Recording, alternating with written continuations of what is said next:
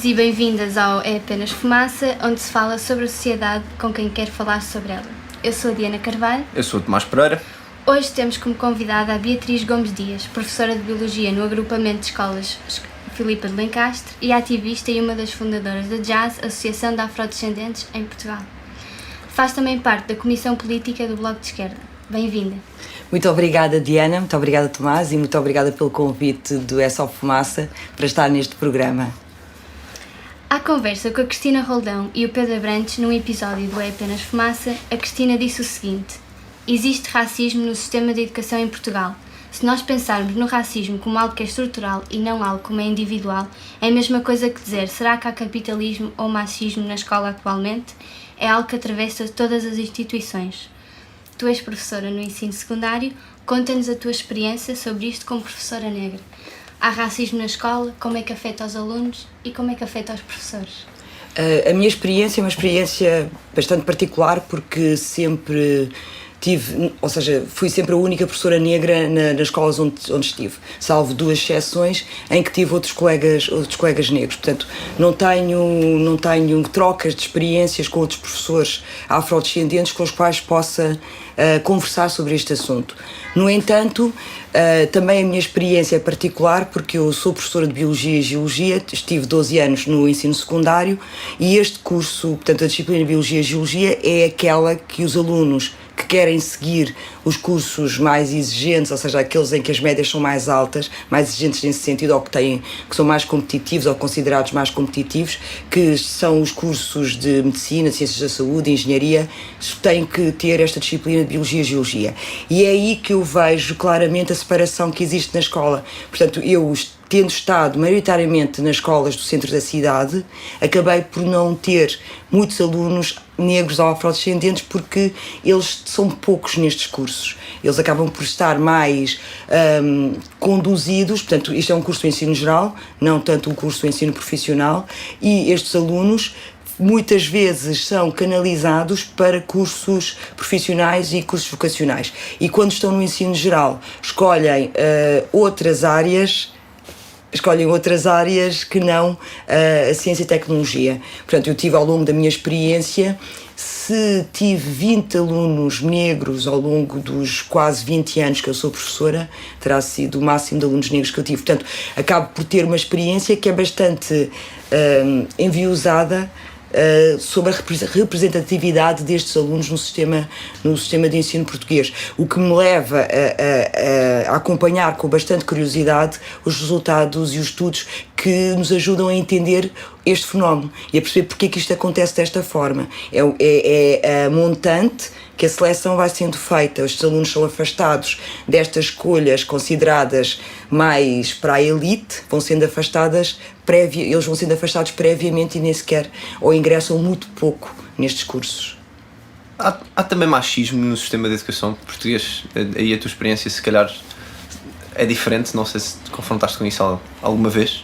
Eu penso que sim.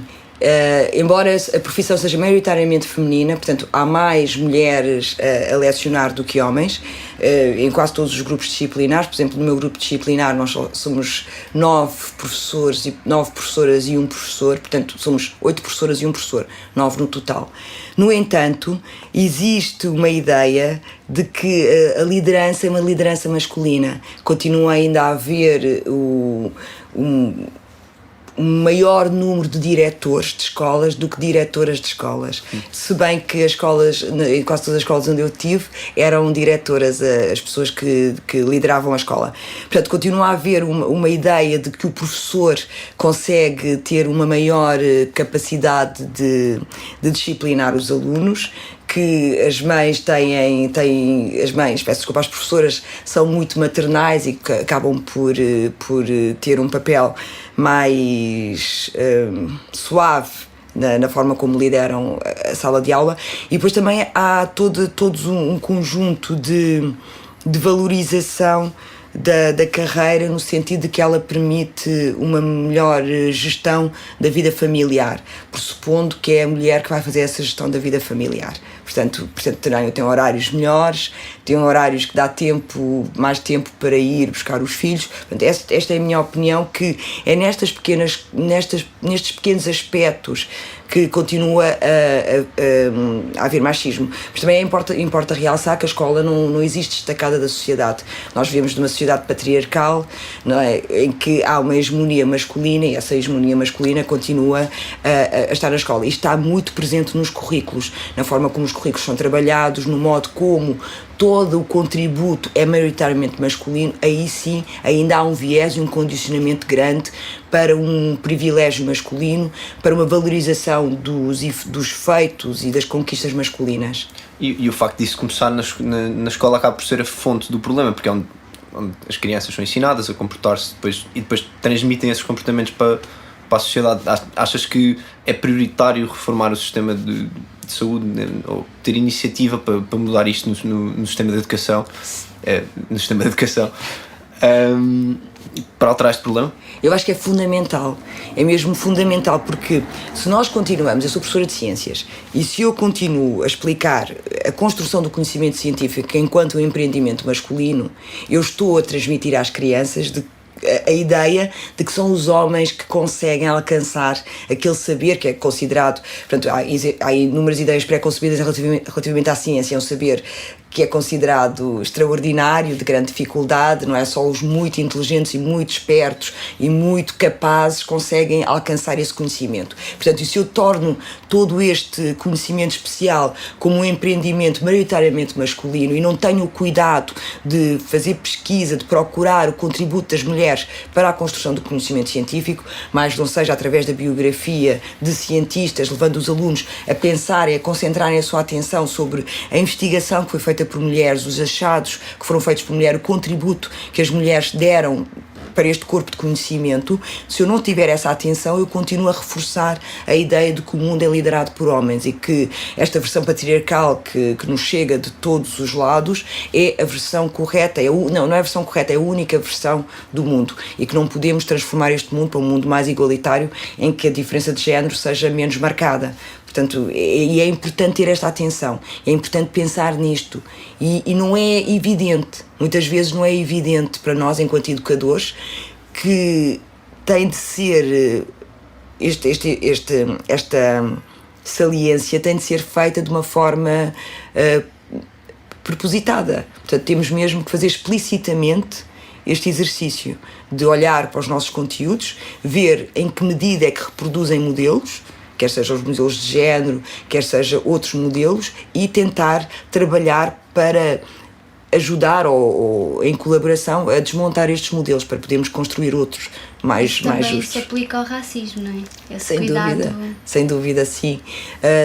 Uma das coisas que nós vemos muitas vezes, ou refletimos muitas vezes nos nossos encontros, tem precisamente relação com o modo como a história universal é-nos contada. Portanto, é uma história eurocêntrica, machista, não é? Pronto, patriarcal e heteronormativa, vários aspectos. Mas, centrando no racismo, nós vemos que a história do continente africano é contado a partir do momento em que os europeus chegam ao continente africano. Portanto, não há uma história prévia, não há uma valorização das diferentes culturas que existiam naquele continente, que é imenso, que é muito maior do que a Eurásia, que é a placa litosférica onde nós nos encontramos. Portanto, todo este continente é reduzido a uma única cultura, uma única noção, até a forma como nós nos referimos a ele. Muitas vezes falamos de África quando estamos a falar de diferentes nações, com diferentes aspectos culturais, com diferentes graus de desenvolvimento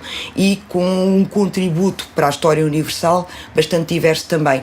E essa diversidade poucas vezes é trazida à discussão. Portanto, a história de África começa, ou a história do continente africano começa com a chegada dos europeus ao continente africano, e depois eles são tudo tudo é relatado sempre na perspectiva do europeu, das conquistas do europeu, da sua supremacia, e poucas vezes é valorizado o que já existia no continente africano, e muitas das descobertas, portanto, muitos dos desenvolvimentos tecnológicos também partiram do contacto que os europeus fizeram com as populações africanas, que já tinham alguns avanços em determinadas áreas, e quem diz africanas diz da América do Sul e de Ásia. Portanto, esta hegemonia é confrangedora. Isto aprisiona. E trazendo isso para os dias de hoje, a nível institucional em Portugal, o que é que poderia ser feito para mudar a forma como essa história é escrita?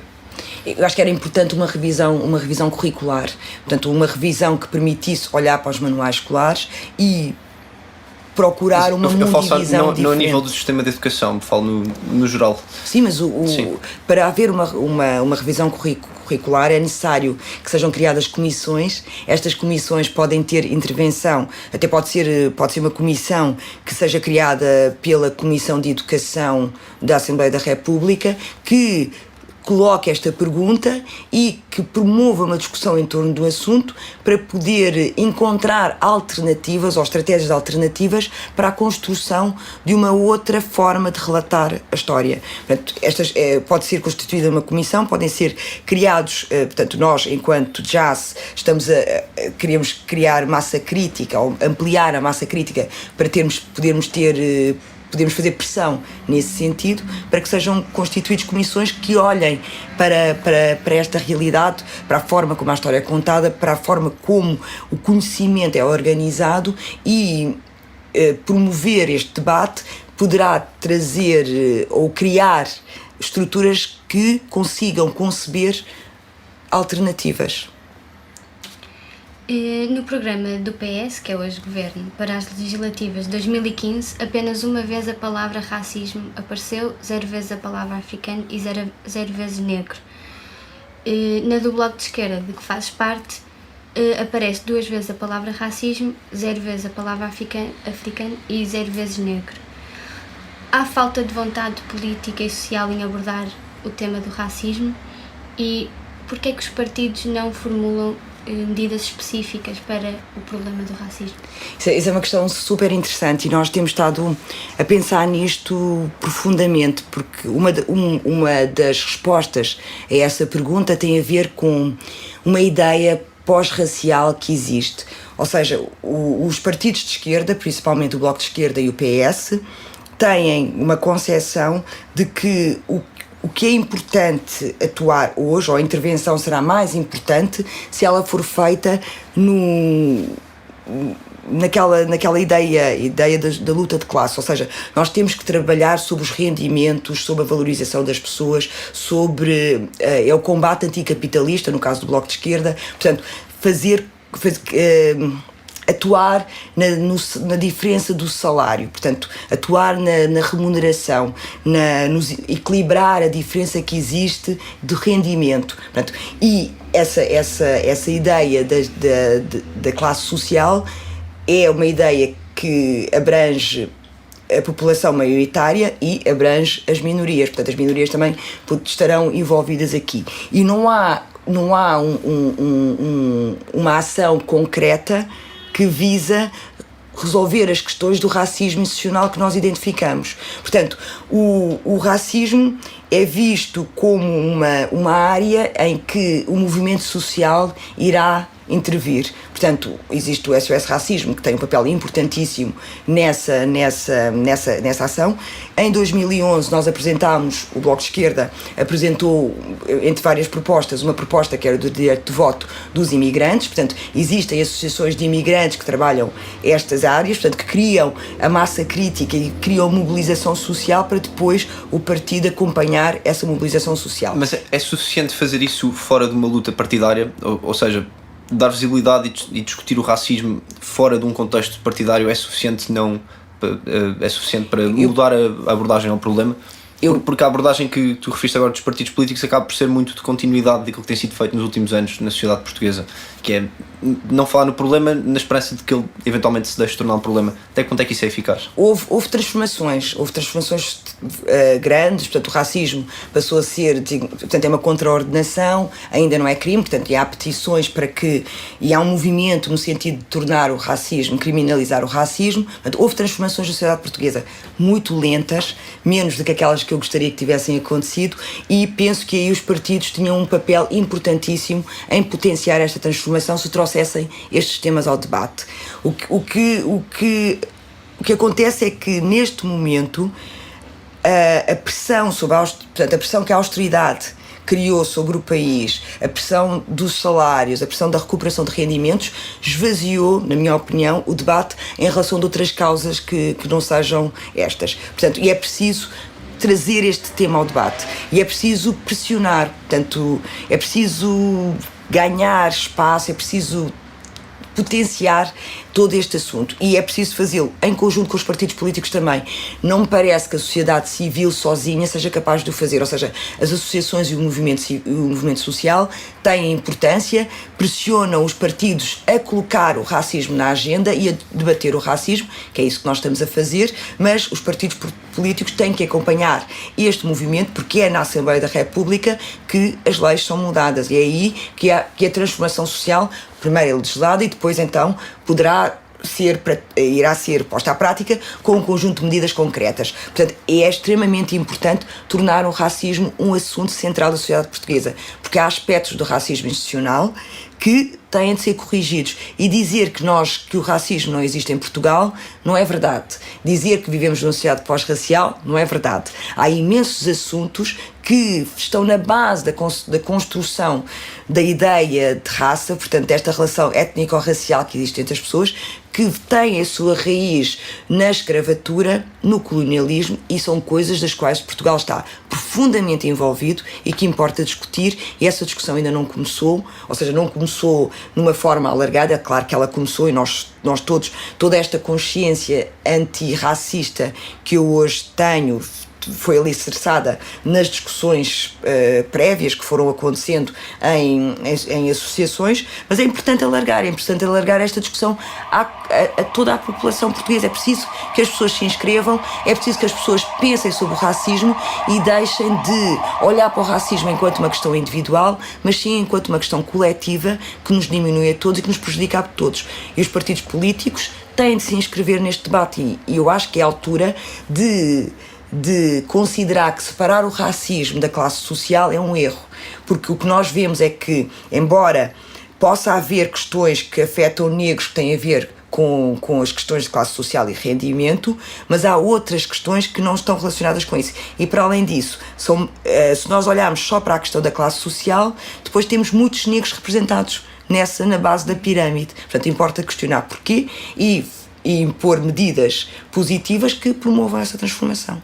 E que medidas especificamente deveriam ser essas? Porque houve um relatório da ONU em 2012 que referiu que Portugal não tem medidas de afirmação positiva em relação às pessoas de origem africana para combater as desigualdades estruturais. E Portugal respondeu que não desenvolve políticas para nenhum grupo racial específico para garantir a mesma proteção para todos e por considerar que medidas de discriminação positivas corriam o risco de ter um efeito contrário e estimular divisões e choques na sociedade que não existem. Concordas que Portugal devia aplicar estas medidas de discriminação positivas e sistema de cotas para os negros como há em países como os Estados Unidos e o Brasil? Ou achas que isto é de facto criar divisões? Eu não concordo que promover medidas de afirmação positiva irão criar divisões. As divisões já existem. Não é? As divisões da sociedade portuguesa, elas existem, não iriam surgir por isso. Portanto, se nós pensarmos na questão da nacionalidade, nas regras para a obtenção da nacionalidade, a necessidade de fazer uma prova do domínio da língua para a obtenção da nacionalidade, portanto, isso são questões que têm a ver com a obtenção da nacionalidade portuguesa. Mas depois, só pensarmos no facto da dificuldade em reconhecer que há portugueses não brancos, portanto, a dificuldade que há em reconhecer que eu sou portuguesa, não é? Portanto, que perguntam-me sistematicamente, até eu não sei em que geração é que irão parar, para saber qual é a origem dos meus antepassados. o que não é feito a um português que não seja negro. Portanto, esta separação existe, portanto, mais vale, eu acho que seria mais honesto e seria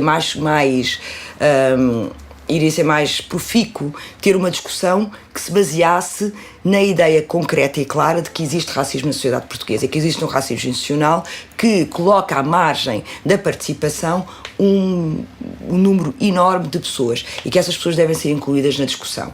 Portanto, este devia ser o ponto de partida. Depois deste ponto de partida estabelecido, pensar sim em políticas positivas de afirmação. Por exemplo, nós podemos pensar na necessidade de criar cotas de acesso à universidade, uma vez que, como os dados da Cristina Roldão nos mostram, os jovens afrodescendentes têm 5 vezes menos possibilidade de frequentar o ensino superior do que os jovens não afrodescendentes. Portanto, isso poderia ser. Mas depois, por outro lado, quando comparamos Portugal ao Brasil ou aos Estados Unidos, no Brasil os negros são 50% da população ou mais. Portanto, aí as medidas de afirmação positiva são mais que justas porque permitem que a maioria da população, ou que metade da população, tenha o mesmo acesso à formação superior de qualidade que a outra metade da população. Uma vez que o ponto de partida, principalmente pelo racismo, pela discriminação e por medidas de política pública, afastaram do desenvolvimento e da escolarização um grande número de pessoas. Portanto, no Brasil e nos Estados Unidos nós temos a questão de nacionalidade resolvida, o que em Portugal não temos. Não é? Em Portugal continua a haver... No Brasil não há dúvidas que há brasileiros indígenas, brasileiros negros e brasileiros brancos. Nos Estados Unidos também não há dúvida que há norte-americanos negros e americanos brancos, hispânicos e outros. Em Portugal ainda não se concebe a ideia de que haja portugueses não brancos. Portanto, portugueses negros, a ideia de portugueses negros não existe. Portanto, eu acho que a discussão tem que começar por aí. E depois, sim, ver que medidas de promoção, que medidas positivas podem ser implementadas para alterar o estado da situação. Portanto, para alterar estes números que mostram que portanto, os afrodescendentes em Portugal têm um acesso muito reduzido à educação e, portanto, que é aquela que eu conheço melhor. Depois há um outro aspecto muito importante também que tem a ver com o facto da ONU ter declarado 2015 a 2024 a década dos afrodescendentes. Portanto, eu, que estou bastante atenta às iniciativas que são promovidas em prol de uma afirmação dos negros, não encontrei nenhuma medida adotada pelo governo português para que seja incluída nesta década de afrodescendentes. Portanto, dizer que não há uma fratura na sociedade, portanto, é legítimo, mas também dizer quais é que são as medidas de promoção, que é uma palavra pobre, que eu não consigo encontrar outra, mas que medidas estão a ser adotadas para que esta comunidade tenha uma visibilidade diferente daquela que tem tido na sociedade portuguesa. Portanto, era importante também perceber quais é que são as iniciativas de governo nesse sentido. Nós temos pela primeira vez em 40 anos de democracia, o que é muito tempo, uma ministra negra. Sim. Isto é um sinal positivo de que finalmente começámos a criar condições para que mais mulheres negras possam chegar a lugares de decisão política, ou foi um acaso e foi sorte? Como é que está isso nos dias de hoje? O facto de haver uma ministra negra é muitas vezes usado como uma afirmação clara e pragmática de que não há racismo em Portugal. Portanto, a Ministra da Defesa, Francisca Van Dunen, foi nomeada ministra, portanto, isso prova claramente que qualquer negro poderá alcançar um cargo dessa dimensão. Isto leva-nos a um aspecto da discussão que cria um viés enorme, que é a ideia de usar negros de sucesso para demonstrar que qualquer um pode alcançar aquele lugar, portanto a ideia da meritocracia, e que o racismo não tem papel nenhum, quer dizer que não amputa nem diminui as possibilidades de ninguém. Será que ela própria devia falar nisso? Devia abordar esse assunto dela, pessoalmente? Eu gostava que ela o fizesse, gostava muito, porque ajudava a clarificar vários aspectos da discussão. Eu acho que é muito importante dar visibilidade, que haja negros com visibilidade, e negros em cargos políticos é importantíssimo, primeiro para a representação, quer dizer, qualquer português negro e não português, qualquer afrodescendente que veja o negro como apresentador de televisão, como representante do governo português e outros aspectos, sente-se mais reconhecido, portanto deixa de ser tão estrangeiro aqui em Portugal. E era importantíssimo que os negros que ocupam esses cargos falassem do racismo, e não do racismo. O racismo individual é uma coisa perniciosa, horrível, que afeta a vida de todos nós, portanto, porque passa por comentários que diminuem e que causam danos. Mas o mais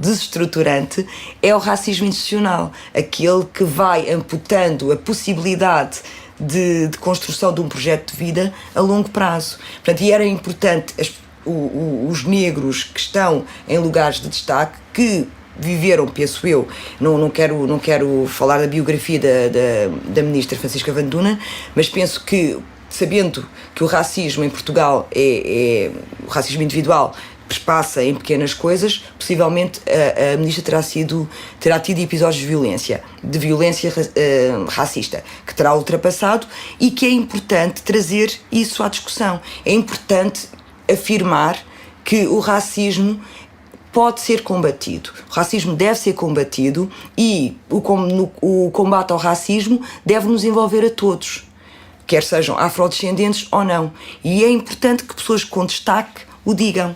E nesse sentido seria importante que a ministra Francisca Van Duna o dissesse. Mas deixem-me só responder à questão de se é vantajoso ou não.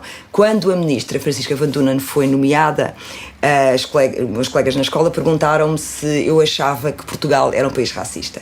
Só por isso já foi bastante positivo, porque desencadeou esta discussão. Portanto, a discussão sobre o racismo, sobre como Portugal olha para os negros, já foi potenciado pelo facto da ministra ser negra, o que é muito positivo.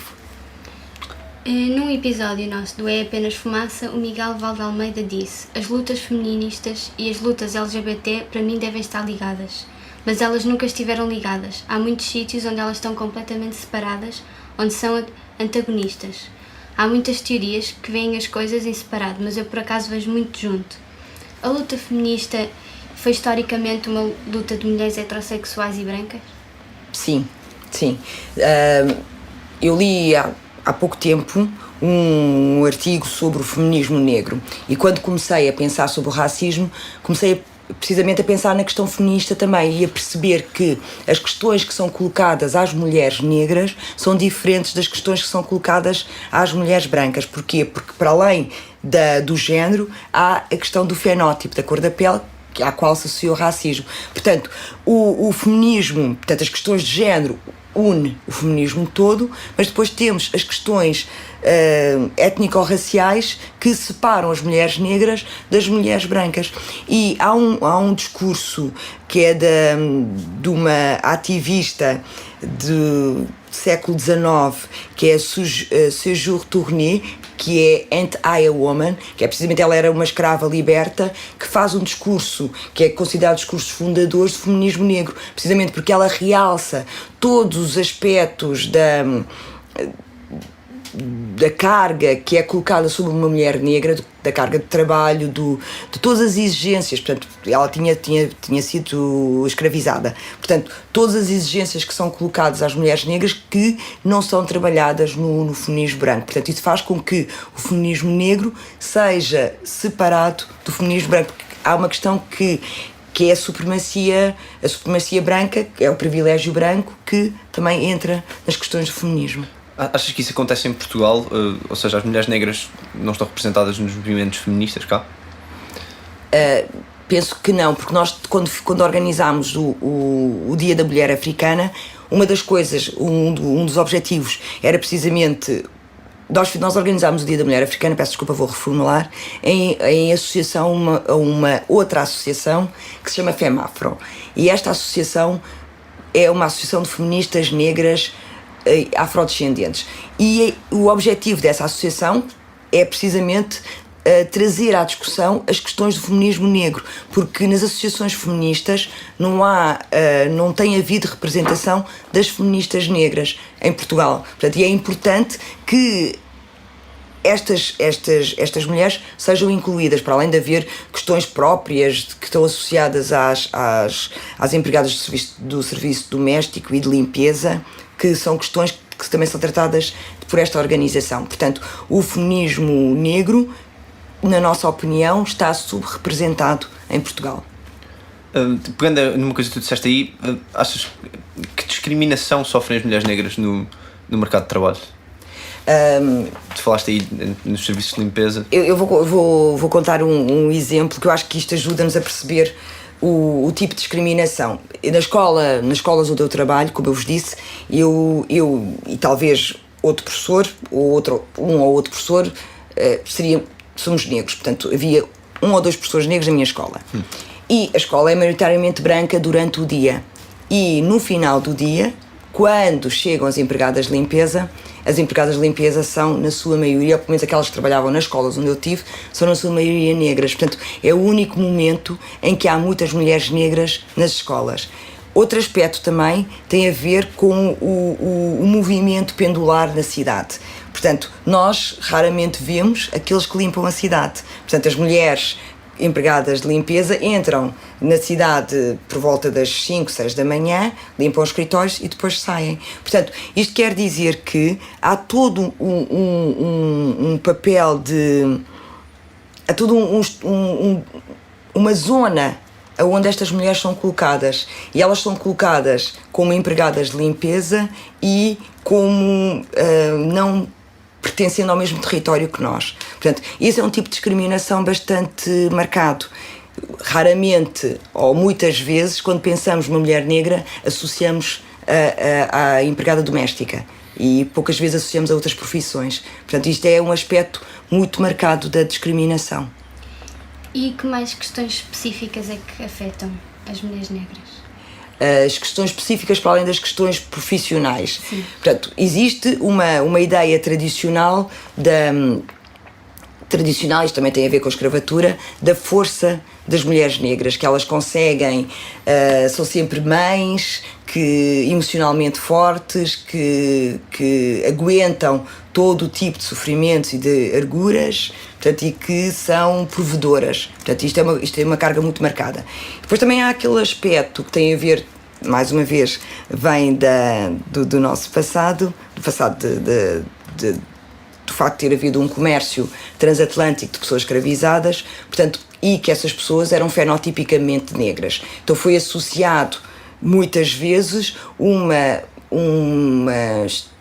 sobre-erotização das mulheres africanas, e negras. Portanto, e há sempre, muitas vezes, sempre é sempre uma palavra um bocado redutora. Há muitas vezes esta exotização da mulher africana. Portanto, uma exotização que nem sempre corresponde a uma valorização real da pessoa. E essa exotização tem, para mim, raízes nos processos de dominação que ocorreram na altura da escravatura e que continuam hoje presentes nas nossas cabeças. Quer dizer, a disponibilidade e outros aspectos que têm a ver com uma sobre-erotização destas mulheres.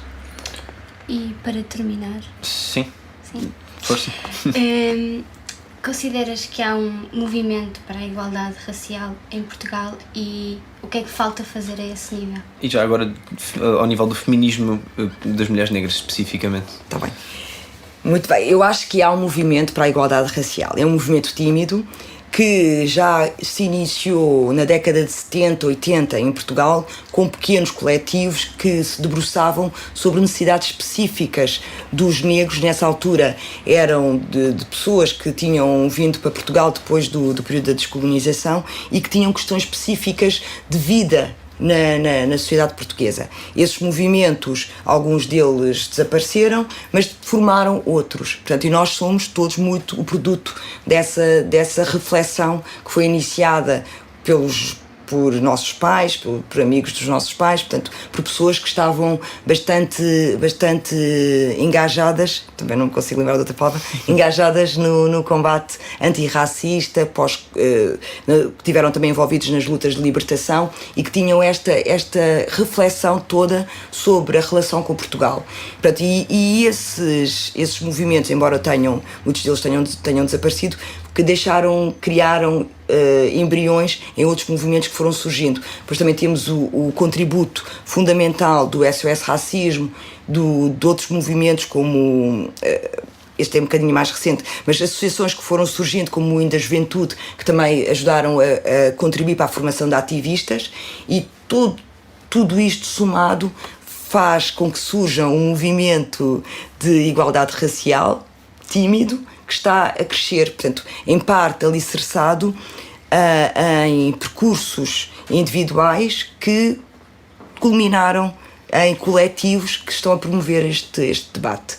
Relativamente ao feminismo negro, eu penso que é importante nós olharmos para as questões da supremacia, porque há um aspecto do debate que é muito difícil combater, que é a questão do privilégio. Porque o privilégio, o que nós designamos por privilégio branco ou supremacia branca, não é algo que seja fácil de explicar, mas é algo que está no cotidiano das pessoas que não sofrem, que não são vítimas de discriminação racial. Portanto, as pessoas que não são vítimas de discriminação racial têm uma confiança, uma vontade, um sentido de pertença e não se sentem estrangeiros, que as pessoas que se sentem vítimas de discriminação racial têm muita dificuldade em alcançar. E é esse privilégio que existe no feminismo branco que é preciso questionar. Não é questionar no sentido, porque nós, quando falamos destes aspectos da vida coletiva, muitas vezes as pessoas defendem-se e dizem que não têm culpa, que não têm responsabilidade sobre isso, no sentido em que elas sentem-se atacadas pela nossa terminologia, pelos conceitos que nós estamos a apresentar.